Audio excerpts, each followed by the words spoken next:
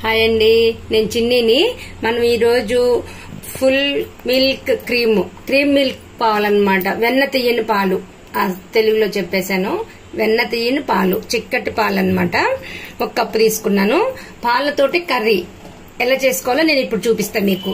దానికి కావాల్సిన కొంచెం కరివేపాకు పెట్టుకున్నాను, 2 పచ్చిమిరపకాయలు పెట్టుకున్నాను, 2 పెద్ద ఉల్లిపాయలు కోసి పెట్టుకున్నాను.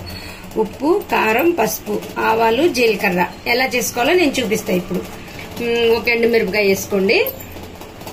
ఆవాలు వేసుకున్నాను, జీలకర్ర వేసి అది వేగింది కదా, ఇప్పుడు ఇవి వేసేసుకోండి. ఉల్లిపాయ, పచ్చిమిరపకాయ, కరివేపాకు కొంచెం ఇది వేయించుకున్నాం. వేగిన తర్వాత నేను మళ్ళీ చూపిస్తాను మీకు. ఇప్పుడు చూడండి, కొంచెం బాగా వేయించేసుకోవాలన్నమాట. ఉల్లిపాయలు బాగా వేగాలి. వేగిన తర్వాత పాలు పోసుకోవటమే. ఈజీ కర్రీ, చాలా టేస్ట్ ఉంటుంది కర్రీ మటుకు. కొంచెం కొత్తిమీర కూడా ఉంటే బాగుంటుంది, కానీ కొత్తిమీర లేదు ఇప్పుడు, అందుకని వేయట్లేదు నేను. ఓన్లీ ఉల్లిపాయలతోటే చేస్తున్నా. ఇప్పుడు చపాతీ చేసుకున్నాం, చపాతీలో బాగుంటుందని ఉల్లిపాయ వేసి పాలు పోసి కర్రీ చేస్తున్నాను అనమాట. చూడండి, ఉప్పు వేసేస్తున్నాను. ఉప్పు వేస్తే ఏగుతుందని ఉప్పు వేసేసాను అనమాట. తొందరగా ఉల్లిపాయ ముక్కల్లోంచి వాటర్ వచ్చి తొందరగా ఏగిపోతుందని ఉప్పు వేసేసాను. పసుపు కూడా వేసేసాను. ఈ కారమును పాలు 2 ఉన్నాయి అంతే, సరేనా? చూడండి, ఉల్లిపాయలు వేగిపోయినాయి. కారం వేసేస్తున్నాను. కారం వేసేసి 1 నిమిషం ఇలా కలిపేసుకున్న తర్వాత దీంట్లో పాలు పోసేద్దాం. సేమ్ ఎగ్ కర్రీ లానే ఉంటుందండి, తప్పకుండా ట్రై చేయండి. ఎగ్ కర్రీ ఎలా ఉందో ఇది కూడా అలానే ఉంటుంది. ఇప్పుడు ఇదంతా విరిగిపోయి బాగుంటుంది అనమాట. ఉప్పు కారం తగిలితే పాలు ఇరిగిపోతాయి కదా, అట్లా ఇరిగిపోయి చక్కగా పొడి పొడిగా అయిపోతుంది కర్రీ. బాగుంటుంది, చాలా బాగుంటుంది టేస్ట్.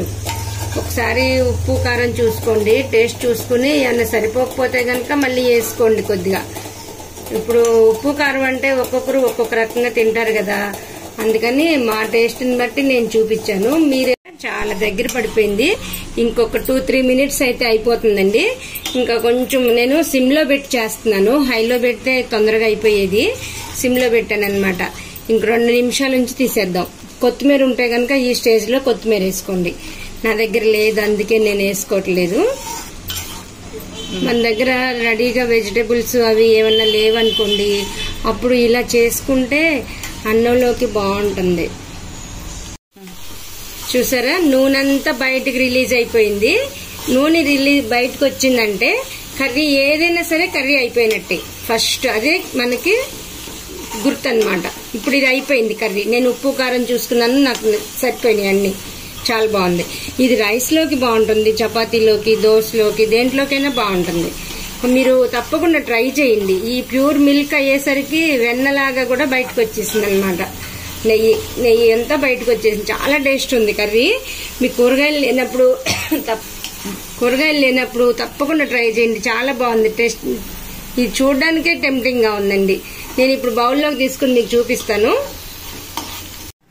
వావ్, చూసారా ఎంత బాగుందో కర్రీ. టెంప్టింగ్ గా ఉందన్నమాట. గిన్నెడు పాలు పోసుకుంటే 1/2 గిన్నె కూర అయిందండి. మీరు తప్పకుండా ట్రై చేయండి. ట్రై చేసి ఎలా ఉందో టేస్ట్ చేసి నాకు చెప్పండి. నాకు లైక్స్ ఇవ్వండి, షేర్ చేసుకోండి, సబ్స్క్రైబ్ చేయండి ప్లీజ్. ప్లీజ్ అబ్బా, సబ్స్క్రైబ్ చేసుకోండి.